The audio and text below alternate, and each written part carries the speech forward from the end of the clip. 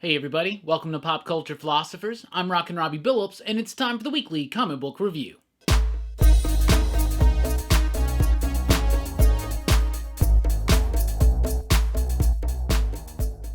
That's right everybody, thanks for checking out the video. I am Rockin' Robbie Billups. This is the weekly comic book review. It's the show where I read a lot of comic books, and I'll let you know what I thought about them, and we always start with the pick of the week.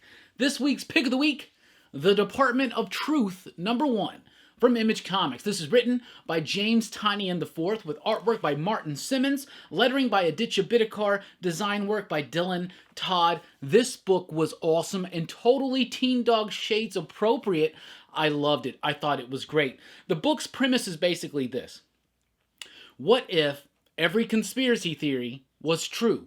What's the reason behind that? Who's the organization trying to uncover these truths? Who is the Department of Truth? That's the mystery that's unveiled, and it ties in everything from the Kennedy assassination to Flat Earth to the moon landing, and I'm sure in upcoming issues it's going to go everywhere in between. James Tynion does a great job of delivering something with the impact of X-Files for the modern age. I loved this story. I was completely engrossed into the mystery that was unfolding. A lot of this issue is straight up exposition, explaining certain things, but holy cow, the script works so well with the artwork by Martin Simmons. It's got a very raw, gritty, different type of feel. This is not like your typical comic book. The artwork is absolutely insane. I freaking love it. It's got great detailed and textured bits to it. The coloring is magnificent, and it really does evoke a certain sense of tone to the book. Like, it is a mystery about conspiracy theories, and it's about government organizations and all kinds of shady type stuff. But the artwork makes it feel more surreal, more grounded in an augmented fictional reality. I'm not making any kind of sense right here. I love the artwork. I love the story. This book blew me away. I thought it was probably one of the best books of the month. Be sure to check out Dylan's Comics this Saturday night, I believe, is the plan for our monthly comic book meetup. We'll be talking about the best comic books of the month. Be sure to sub up to Dylan's Comics. I'll put a link down in the description so you can sub up and not miss the video when it drops. But Department of Truth #1 was an exceptionally well done first issue, introducing the concept and the characters and the flow of the story with some really, really groovy, gritty, innovative, and intense artwork that just absolutely made it pop. And you know I always say this, Aditya Bidikar, the best letterer in the business. Read this. This is some innovation because he's now using, I always say that Bidikar is able to make the lettering such, not just a, oh, we need lettering just so you know what people are saying, but it's such an integral part of the story. It is essential to the entire experience in the way that he incorporates it into the artwork, into the flow. It's absolutely magnificent. Department of Truth #1, pick of the week. Let's jump over to DC. We've got Batman 3 Jokers issue #2, another fantastic issue. Now, we were promised some real big, crazy moments in issue #2, and I think we get some real big, crazy moments on a more subtle, emotionally resonating type level. And I really think that Jeff Johns and Jason Fabok, and is it Brad Anderson? Yeah, Brad Anderson, do an immensely well job, great job with putting this together. Issue #2 does the impossible. It takes such a crazy finale from issue #1, and then it grounds it back into the reality of the tragedy that this book is about. We got some really unnerving moments in here involving some of the Jokers. We get some really great character work with Jason Todd and Barbara Gordon in particular, and we do get a little bit of a drop at the end of the issue that makes you go, things that make you go, CNC Music Factory, you know what I'm talking about. Batman 3 Jokers was exceptionally well done. Once again, Jason Fabok putting out some of the absolute best artwork of his career. Anderson's coloring really works for it. I love how he drops all the reds out except for where it really matters. Barbara's hair, Red Hood's hood, the blood, the Joker's smile. It's all there, and it's great. A fantastic book. I loved it. It's detailed. It's got a lot to it. It's dense, and it's saying a lot, and it's saying a lot about Joker's effects on the Bat family, specifically Barbara, Jason, and Bruce. And we're getting into it, and there's a lot of revelations here, but I am starting to get more and more of the feeling that this is not necessarily meant to be in continuity, but it still seems, 2 issues in, only one left, to be a fantastic Joker story, and I'm loving it. This really gets into the effects, and I'm going to tell you what. Joker 1, the criminal, he's the scariest one yet. Dark Knight's Death Metal Multiverses End. Number 1, it's another one-shot, like we've been talking about. No issue of Metal proper this month, but we do get these awesome one-shots in the kickoff of Doom Metal in Justice League. Speed Metal was great. Trinity Crisis was great. Multiverses End might be the best one of them all. I freaking love this. So you remember in Death Metal number 3, you've got a group of heroes that are sent to all these, well, what remains of the multiverses to go after these crisis towers, right? That's what this story is, and it's really well done. You've got Jon Stewart in here, but you've also got so many different characters from the multiverse. You know, you've got Jim Lee and Stan Lee's Wonder Woman. You've got the Superman of Earth 23 from Action Comics by Grant Morrison. You've got Captain Carrot in what is, to me, the absolute most crucial and best Captain Carrot moment there has ever been in a comic book. Holy cow. Great stuff. I love all the nods to all the different remaining multiverse worlds and all the heroes, and it's a big, giant event. This is how you do an event. This is how you do tie-ins. You make it meaningful. You make it fun. You make it a joyful experience to read, and that's one thing I can say about Death Metal is that every time I'm reading an issue of the main series or a tie-in, I'm just having a joyful experience. Comic books should be fun, and Death Metal's kicking it up to 11, and even beyond, it kicks it up to 13. Multiverses End number 1 was super solid. Really liked it. The artwork is done by Juan Gideon, and it's okay. It's the same artist from recent issues of Venom, and I think the coloring on Venom's a little bit better than this, but the story is captured very well by the artwork. Joker, Warzone. It's a Batman one-shot.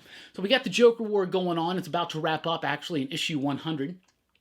So the Joker Warzone is a one-shot. Of course, we know how these things go. This is going to be filled with a bunch of short stories. Probably not many of them being completely necessary to your enjoyment of the Joker War. 100%. Nothing in here is going to make you go, man, I'm glad I read that, or I would have totally missed out on something from the Joker War.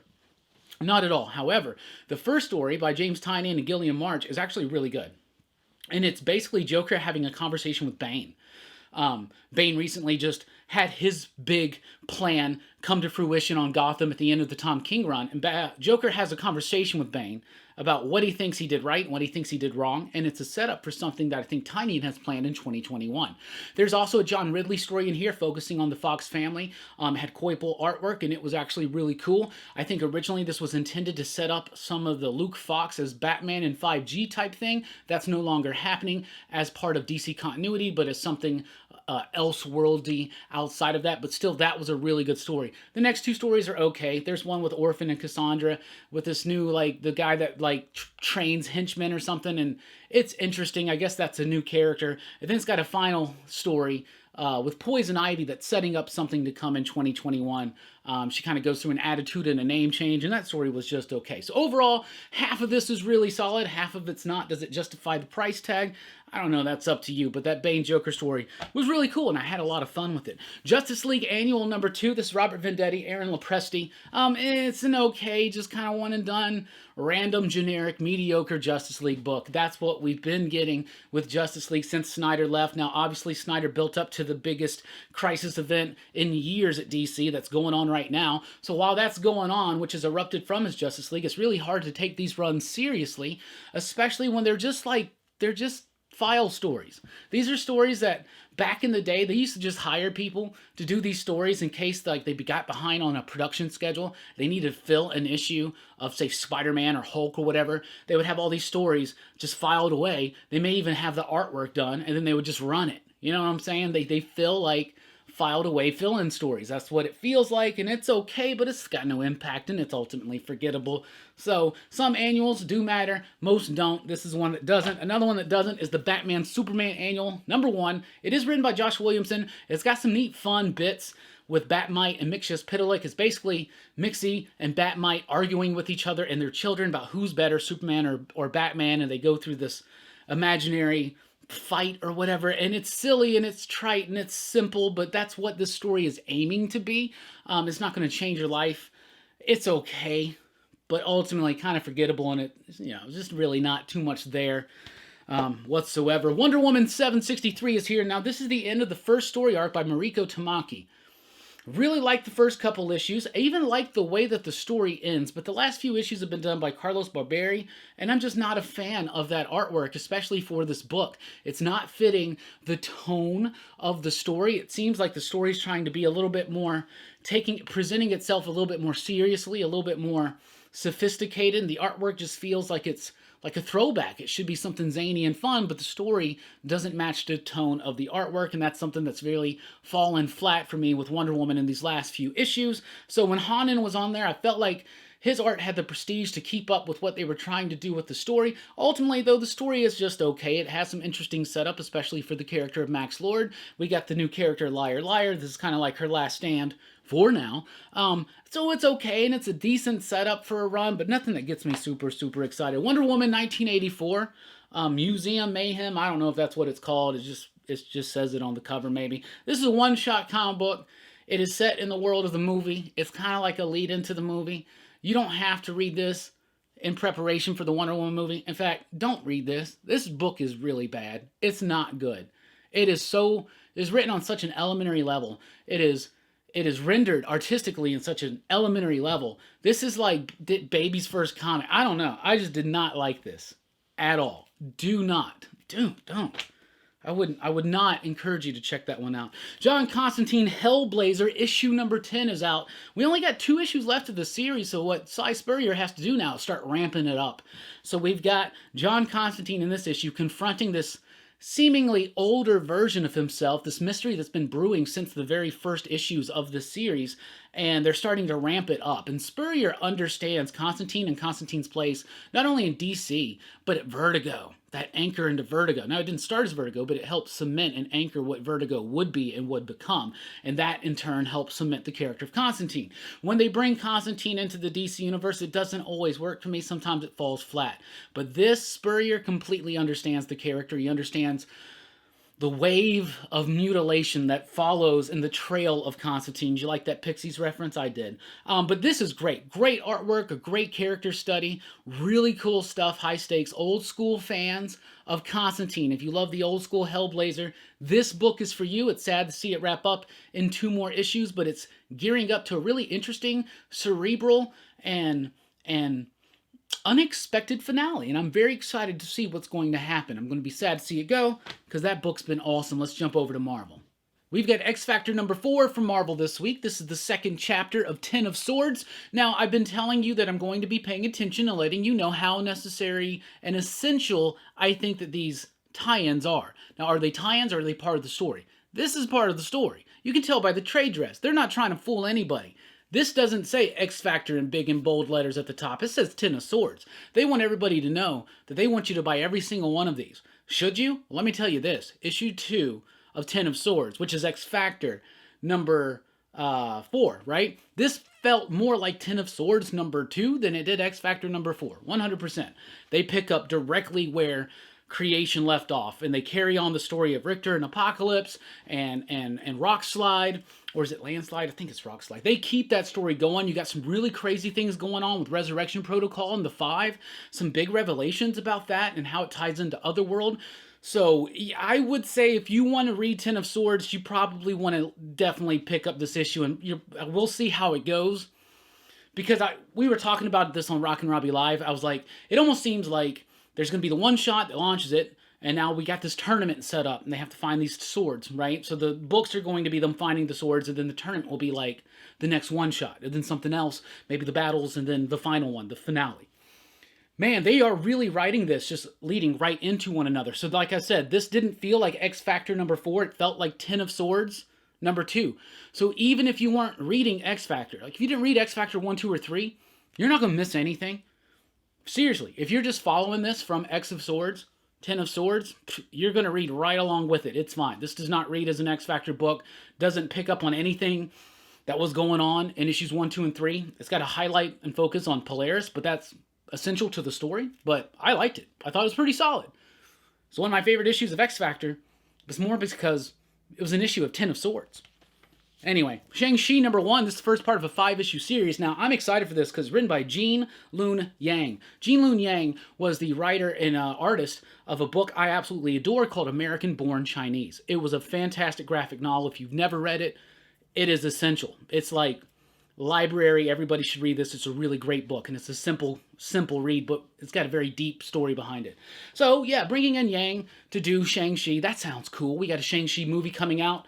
Not as soon as they hoped, to set this one up. We got a Jim Chung cover, and that's cool. You do got Dyke Ruan on the artwork, and that's really cool. This is the artist from Bleed Them Dry. So if you like the art on Bleed Them Dry, check out the art here. The coloring, not quite as good as Bleed Them Dry, but still pretty decent. I like this story. I thought it was great. So you know that Shang-Chi's father is the head of this criminal organization, and that criminal organization is still alive. You got some interesting revelations about Shang-Chi's past and connection to that, and I really liked it. I thought it was a pretty solid first issue, setting up who Shang-Chi is if you're not familiar with the character, but you want to get to know him a little bit more, especially since he's got a movie coming out in July of next year, allegedly. This is worth picking up. It's well written. It's nothing that's going to change your life, but it's a decent, fun, kung fu action Marvel comic. And what more are you expecting out of Shang-Chi? It's got some exciting revelations. I think this will please old and new fans alike, so definitely check it out if you're interested. Shang-Chi #1. Immortal Hulk, The Threshing Place. #1.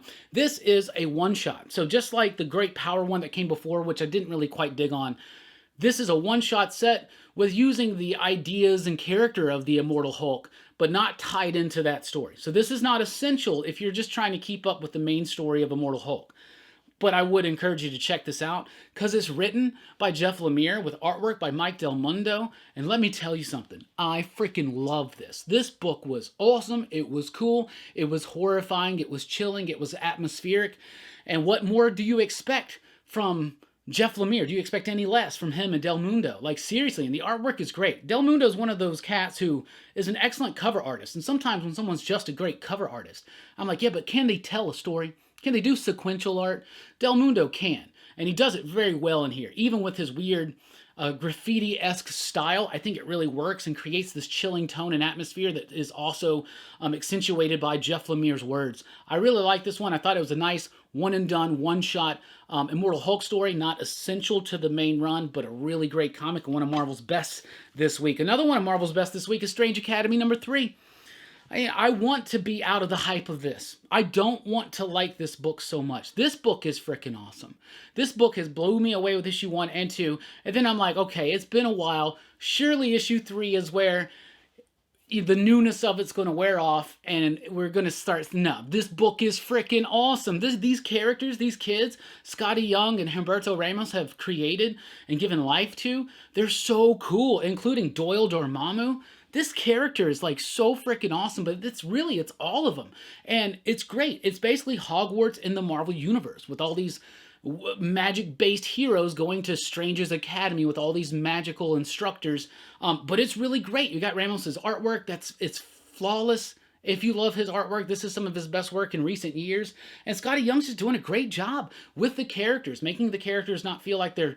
if this book is about what, teenagers, middle schoolers, but it's if you're a teenager or a middle schooler reading this book ain't talking down to you, and that's something that really makes this exceptionally cool. This has got a wide appeal. They got to get a trade out of this soon and out into bookstores. You got to let everybody know this book is awesome, and it's got a great potential to be a crossover to bring people from the bookstores into the comic book stores, and that's something that's really cool and special to me about this book.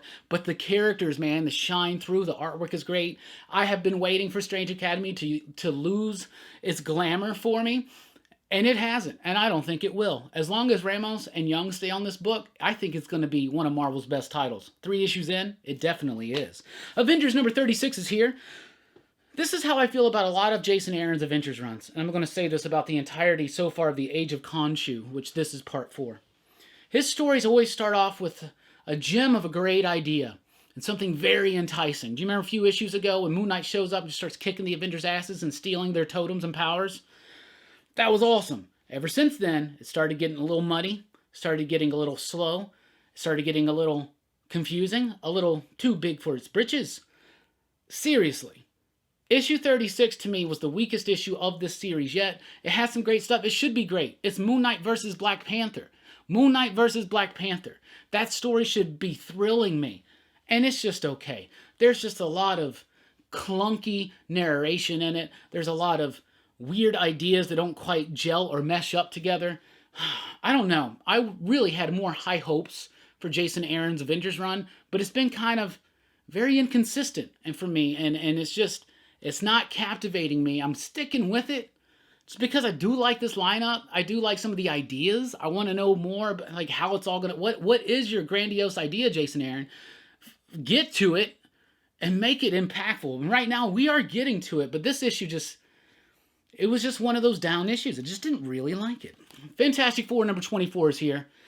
This was a great, fun, classic feeling Fantastic Four story. It's a one-shot story. So when Dan Slott first took over and they had to call everybody to help them out in their greatest need, their hour of need, and everybody who had been a member of the Fantastic Four showed up. And Iceman showed up. And everybody's like, what? And Iceman's like, yeah, I was a member of the Fantastic Four. Don't you remember? Johnny's like, no, you weren't. Now we get the story of how that happened. So it throws back a little bit to the past. It's got some references to some retro Fantastic Four and X-Men tales. And it's fun. And it was a great little story. I like Iceman basically does join the Fantastic Four for a short time in the early days. And it really annoys the hell out of Johnny. And that's cool. So I liked it. I thought it was really nifty. It was decent. It's got this Nexus War Thor thing by Donny Cates and Greg Land. It's like a Fortnite crossover. I don't even know what a Fortnite is. But I'll tell you this. I did not understand that one whatsoever. I read that. I did not understand that Donny Cates story. I was like, what's Fortnite? That video game, right? It's first. I know it's a video game, right? Whatever. That was kind of okay. Okay, sure. The Fantastic Four story was actually though pretty good. So the next issue sets up the big thing. And I'm not a variant guy always, but you know I do like some variants, obviously. And everybody's on those Alex Ross Timeless variants, and I hate that they did 4 for 1, but Fantastic Four 24, I had to. They did one for every single one of them, and I had to.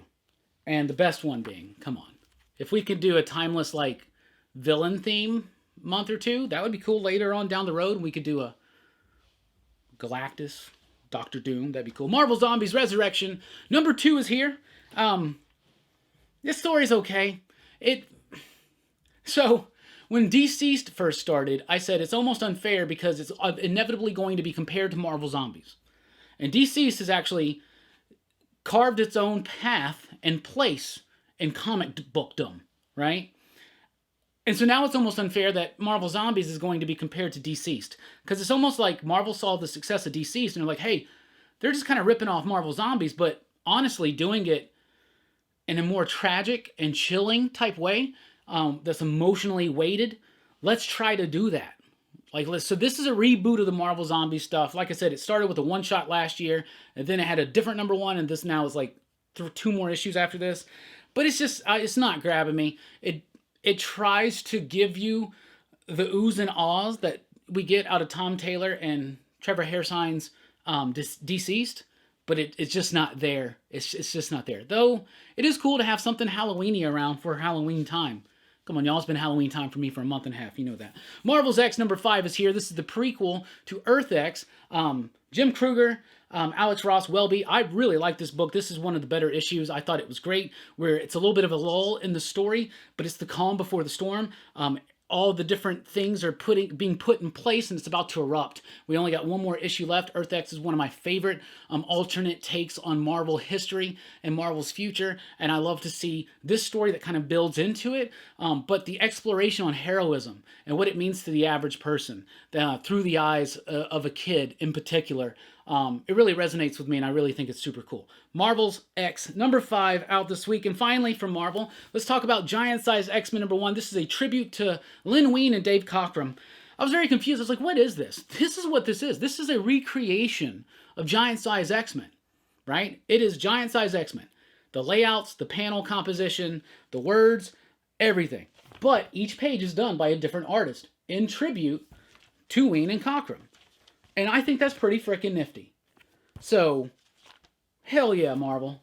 Hell yeah. That's actually a really neat thing. It's kind of like that Psycho remake that Gus Van Sant made with Anne Hesh and Norman Bates and William H. Macy, which was unnecessary and also not very good.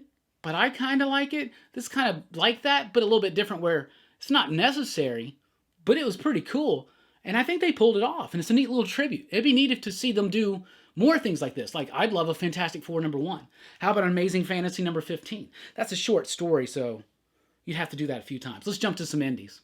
From Image Comics, we have Ascender #13 out this week. And what can I say about this book that I haven't already said? This book is amazing. This is basically the sequel to Descender by Jeff Lemire and Dustin Nguyen. And oh my goodness, I absolutely love this book. Issue 13 was great. They're widening out the world of the Cinder more and more, especially in this issue. And they're also tying it more in connection to the world of Descender more and more, especially with this issue. And it truly has become its own story, but still a genuine sequel to Descender.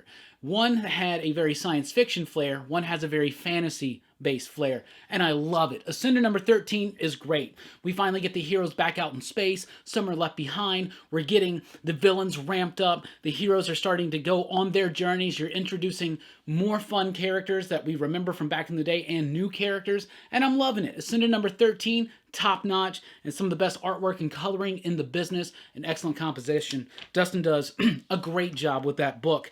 And then we have Ice Cream Man issue #20, the third printing, yet another Dr. Seuss cover. What is this one? This is the Lorax, right? Is that one? Anyway, I really like these covers. Like, seriously, somebody was like, geez, the third print? How many more are they going to do? I'll tell you what. If they keep doing, they could do 10 printings of issue #20 with Dr. Seuss covers. I'd buy them all. I'd buy every single one of them. That Texas Blood issue #4 is here. An introduction of yet another new character. There's some moments where the dialogue gets a bit too verbose on pages and it weighs it down and it slows the pace of the book up for me. That was a little bit of a problematic issue for me. However, it then hit a really nice free flow going through the rest of the book. Had a great book into it. I'm really digging it. I know this story's got a supernatural tinge, but aside from little bits and hints in the first issue, they haven't gotten back to that. They're still introducing new characters, new ideas, fleshing out the world of this town, and now this town and the setting itself is becoming more and more of a character, and they're really spending some time with it here. The town, the people in it, all the different things running around. This is making me think of, like, still it gives me Coen Brothers vibes still, but it's less No Country like it was in the beginning and more Fargo. It's starting to get more into Fargo territory just a little bit, but it still maintains its own identity. I love it. And the coloring is outstanding in issue #4 of That Texas Blood. Holy crap.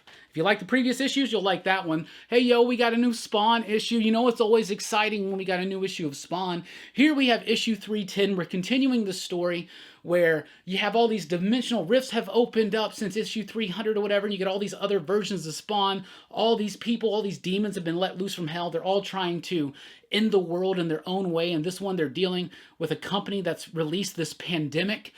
Kind of close to home, Todd, but I get what you're doing, and I really appreciate it. The artwork in here by Juan Munez is pretty decent. It's okay. At certain moments, it really pops because we get some nice zombie scenes in here, very appropriate for nearing Halloween time. And I do choose the variant. I always get the McFarlane cover these days since I started picking up Spawn a few months ago. We got Ninja Spawn on the cover. How freaking cool is that? There's still some things that I'm kind of a little confused about some things, but that's because, you know, currently on my reread of Spawn or my read-through of Spawn, I'm actually hit a point where I've never read these issues. I'm on issue 62, so obviously from 62 to 310 a lot happened, but, you know, I'm enjoying the hell, and I just want to give something really cool. Spawn 311's next month. That means I want to get that, and when I finally meet 311, I'm going to get them to sign it. How cool would that be? Anyway, Chew #3. Maybe I should get them to sign Fantastic Four 311.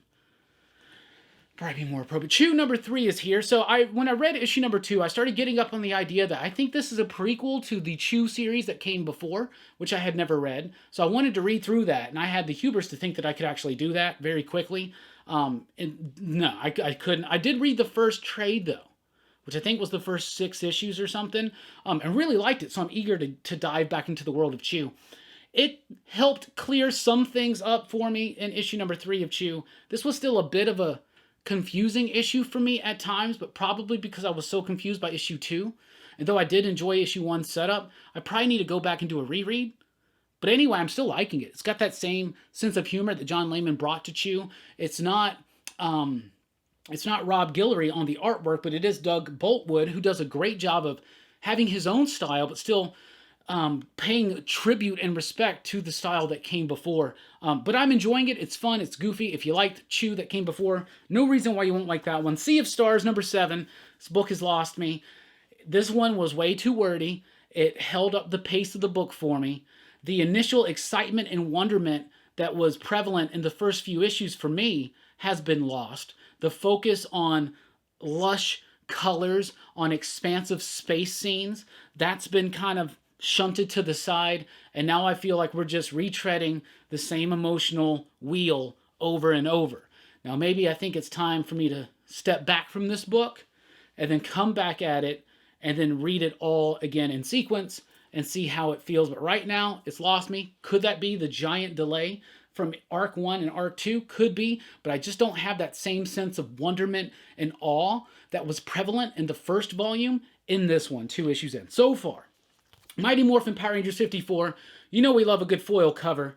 Let me make sure my light's not shining it right into your eye. How do you like that? Anyway, this is a great issue. So this is the penultimate issue of Mighty Morphin Power Rangers. There's one more after this before they do a big relaunch in a Mighty Morphin and then Power Rangers.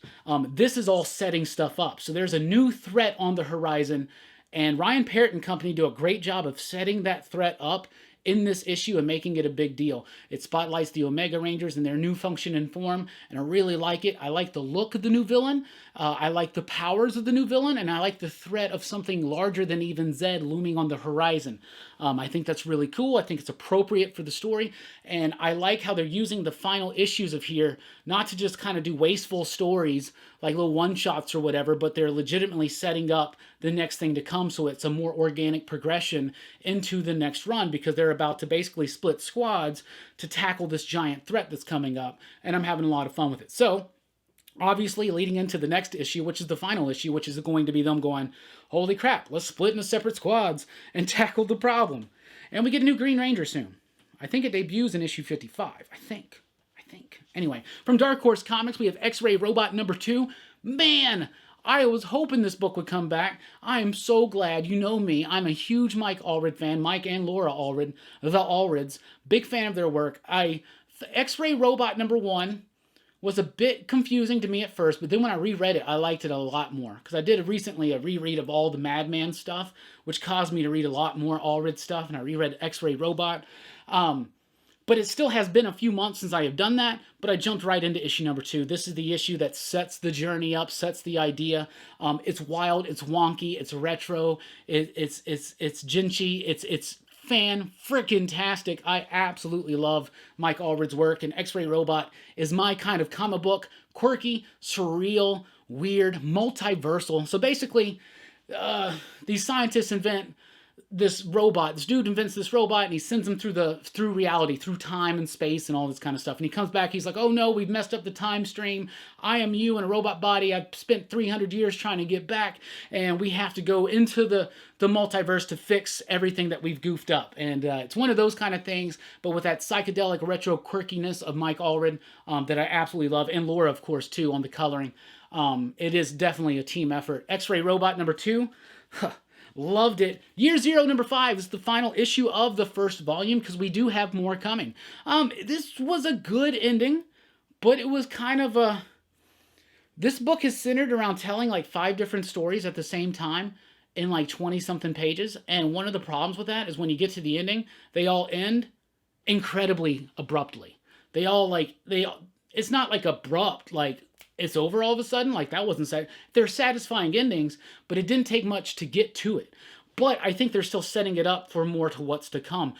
It seems almost as if Volume 2 is going to keep up with the same stories. They also do wrap up the whole idea of what maybe caused this zombie virus outbreak.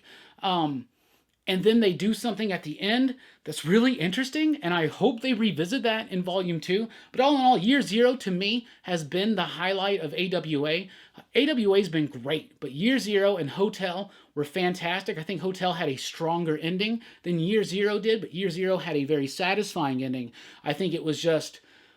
unfortunate that there were so many stories going on that had to end in so few pages. It kind of made it feel just kind of all of a sudden in a way. So I hope they continue some of these story character arcs in Year Zero, Volume 2. Maybe they won't. Maybe they'll just go to some new people. Who knows?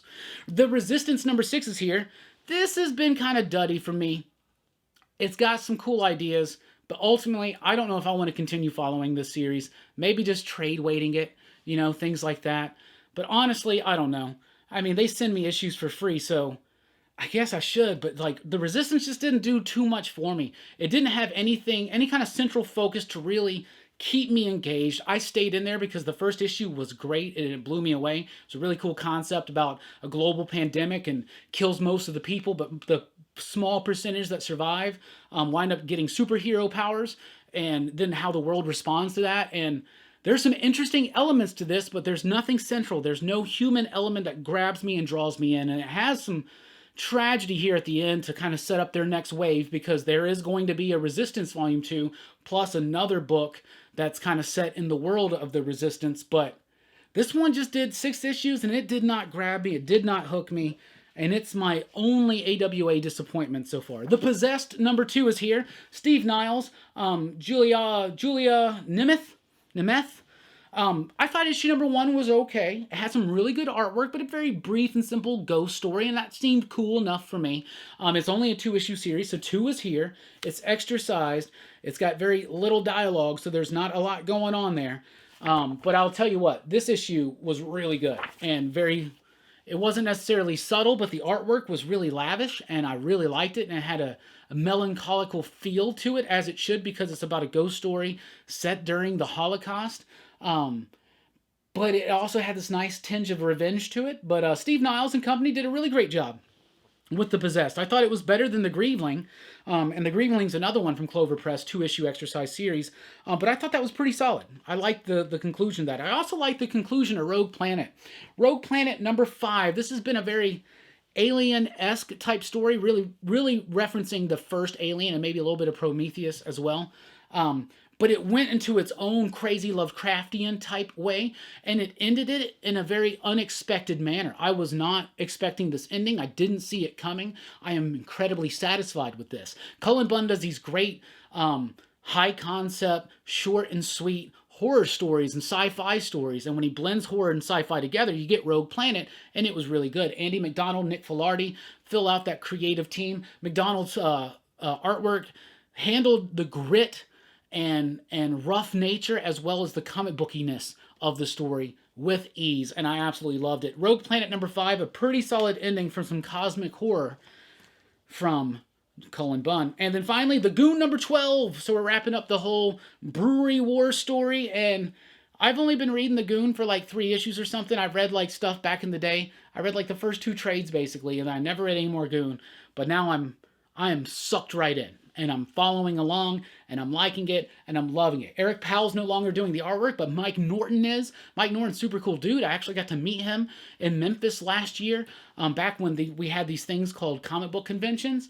He was a super cool dude, so I'm really excited to check out his work and support it. And the Goon is just great. Eric Powell's still writing it. The characters are still exactly who they're supposed to be, and the stories are true to the original form and concept. If you've ever been a Goon fan, you're going to still be a Goon fan. That book has been so fun. So that's what I read. That's what I thought about it. What are you reading? What are you digging? What are your picks of the week? Let us know in the comments down below. And please go over to Comics with Bueller and check out his latest weekly top 10 video, in which he has Thunderdome, in which I picked Department of Truth as being the book of the week, and I still think it is. I know Bob had a great pick with 3 Jokers, but Department of Truth, come on. Go down there and vote for PCP Army. We've won 3 out of 4 Thunderdomes. I know we can take it again. We just need everybody to get together. So go vote for that video on Comics with Bueller. Thank you so much for checking out the video. Thank you for the support through the years. Next week will be the 4-year anniversary of the weekly comic book review. Every week, weekly comic books reviewed by me. And we've never missed a week for 4 years. And I'm very excited about that. And so, hell yeah. I hope we have a great pick of the week for next week. Anyway, thank you so much. Please do like, share, and subscribe if you haven't already. Click the notification bell so you don't miss out on a single video. And join us at popculturephilosophers.com for podcasts, blogs, and a whole lot more. I've been Rockin' Robbie Billups. Thanks for rocking with us. Keep on reading.